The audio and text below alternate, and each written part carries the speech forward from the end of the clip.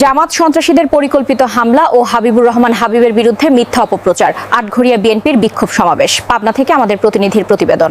পাবনার আটঘরিয়ায় জামাত শিবিরের তথাকথিত পরিকল্পিত হামলা এবং বিএনপির জেলা সহসভাপতি হাবিবুর রহমান হাবিবের বিরুদ্ধে মিথ্যা ও উদ্দেশ্যমূলক অপপ্রচারের প্রতিবাদে বিক্ষোভ সমাবেশ অনুষ্ঠিত হয়েছে। শুক্রবার বিকেলে উপজেলা বিএনপির উদ্যোগে দলীয় কার্যালয়ের সামনে এ বিক্ষোভ ও প্রতিবাদ সমাবেশে স্থানীয় নেতাকর্মীদের বিপুল উপস্থিতি দেখা যায়।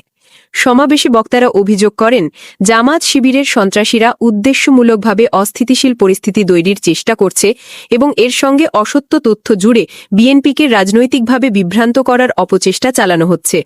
বিশেষ করে হাবিবুর রহমান হাবিবকে লক্ষ্য করে যে অপপ্রচার ও বিভ্রান্তিকর তথ্য সামাজিক যোগাযোগ মাধ্যমে ছড়ানো হচ্ছে তা দলকে দুর্বল করার ষড়যন্ত্র বলে নেতারা দাবি করেন।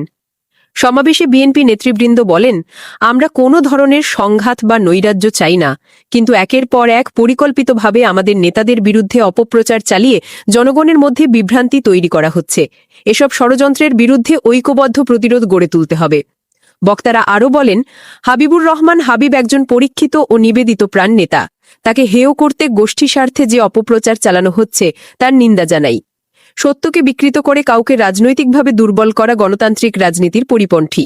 সমাবেশে বিএনপি নেতারা শান্তিপূর্ণ রাজনীতির পরিবেশ রক্ষা, অপপ্রচারকারীদের শনাক্ত করে আইনগত ব্যবস্থা গ্রহণ এবং সংঘাত এড়াতে প্রশাসনের ভূমিকা জোরদারের আহ্বান জানান।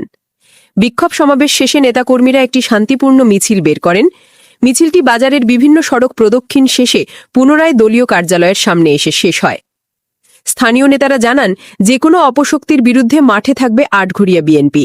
তারা বলেন, দলীয় নেতার বিরুদ্ধে অপপ্রচার চালিয়ে যে বিভ্রান্তি তৈরি করার চেষ্টা করা হচ্ছে তাতে দল আরও ঐক্যবদ্ধ হয়েছে।